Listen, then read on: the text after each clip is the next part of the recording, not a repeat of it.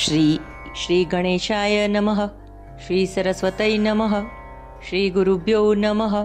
ઓમ નમો ભગવતે વાસુદેવાય. ભીલ લોકો અયોધ્યાની પ્રજાનું સ્વાગત કરે છે. લોકો ભેટ આપે છે, પણ ભીલ કોળી લોકો કંઈ લેતા નથી. 15 દિવસ પહેલાં ભીલો લૂંટી લેતા, પણ રામજીના દર્શન કર્યા પછી વૃત્તિ બદલાઈ હતી. રઘુનાથ કી નજરિયા જાદુ ભરી હૈ. રઘુનાથજીના દર્શનથી અમારું પાપ છૂટી ગયું. અમે ચોરી કરતા, હિંસા કરતા વગેરે અમારી આદત છૂટી ગઈ.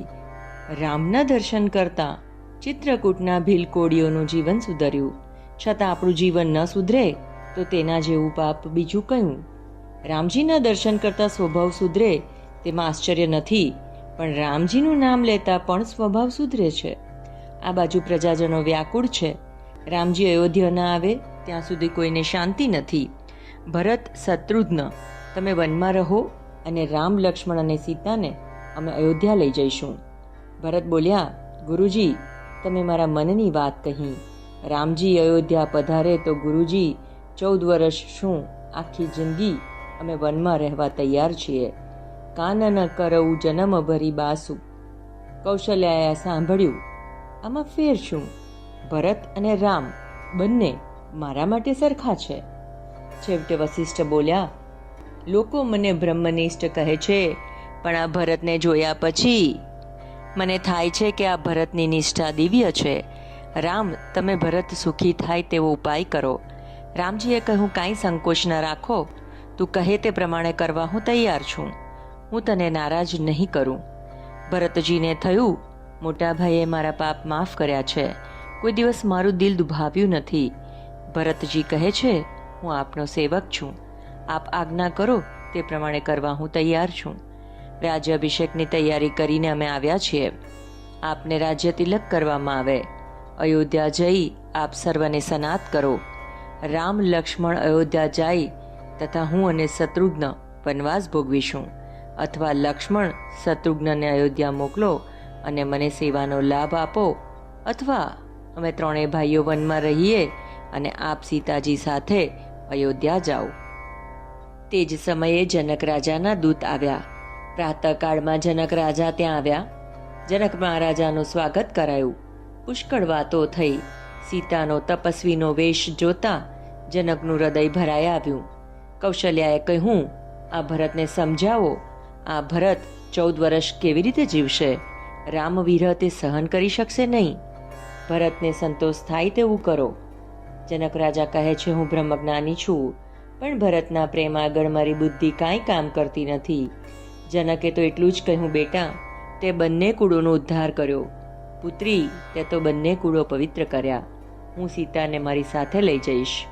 સીતાજી કહે છે, મારા પતિનો વનવાસ એ મારો પણ વનવાસ છે. પિતાજી, મને વધારે આગ્રહ ન કરો. તે પછી 3જો દરબાર ભરાયો છે. ભરત આજ્ઞા માંગે છે. રામજી કહે છે, ભરત, આજ સુધી મેં તને નારાજ કર્યો નથી. પિતાજીની બંને આજ્ઞાઓનું પાલન કરવાનું છે. પહેલી આજ્ઞા તારે પાડવાની છે, બીજી આજ્ઞા મારે પાડવાની છે. ભરતજી કહે છે, નાથ, હું એકલો કઈ રીતે જઈશ?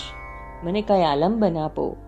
રામજીએ ચરણ પાદુકા આપી, જે ભરતે માથે ચડાવી. બંધુ પ્રેમનો આદર્શ બતાવવા ભરતજી સીતારામ સીતારામ બોલતા બોલતા જાય છે. ભરતજી અયોધ્યા આવ્યા. ભરતજીએ પ્રભુની ચરણ પાદુકાની રાજ સિંહાસન ઉપર સ્થાપના કરી છે. ભરતજી ગૌમૂત્ર યાવક વ્રત કરે છે. ગાયને જવ ખવડાવે, તે જવ છાણમાં બહાર નીકળ્યા પછી ગૌમૂત્ર સાથે ઉકાળે, તે પ્રમાણે ઉકાળેલા જવ દિવસમાં એકવાર આરોગે છે. રામજીની તપશ્ચર્યા કરતાં ભરતજીની તપશ્ચર્યા શ્રેષ્ઠ છે. ભરતનો પ્રેમ એવો તે જળ પાદુકા ચેતન બની જાય છે. જેને રામનો વિયોગ હોય તેનું જીવન કેવું હોવું જોઈએ તેનો આદર્શ ભરતે જગતને બતાવ્યો છે. આપણને રામનો વિયોગ છે. મનુષ્યનું જીવન ભરતના જેવું હોય તો રામ મળે. ભરતનું ચરિત્ર મનુષ્ય માટે અનુકરણીય છે. રામજીની પાદુકાની આજ્ઞા વગર ભરત કાંઈ કરતા નથી. કોઈ પણ મૂંઝવણમાં કોઈ જીવની સલાહ લો એ ઠીક છે, પણ ભગવાનની સલાહ લો એ અતિ ઉત્તમ છે. સલાહ ઠાકોરજીની લેવી. જીવની સલાહ મોટે ભાગે રાગદ્વેષવાળી હોય છે. તમને કાંઈ પણ મૂંઝવણ હોય તો ઠાકોરજીનો શૃંગાર કરી ભોગ ધરી આરતી કરી પછી શાંતિથી હાથ જોડી આ મહામંત્રનો જપ કરો. કાર્પણ્ય દોષોપહત સ્વભાવ પૃચ્છામિ ત્વામ ધર્મ સમૂઢ ચેતા. આ શ્લોક મહામંત્ર છે. આ શ્લોકનો જપ કરો અને ભગવાનના ચરણમાં સૂઈ જાઓ. ભગવાન સ્વપ્નમાં માર્ગદર્શન આપશે. જય શ્રી કૃષ્ણ.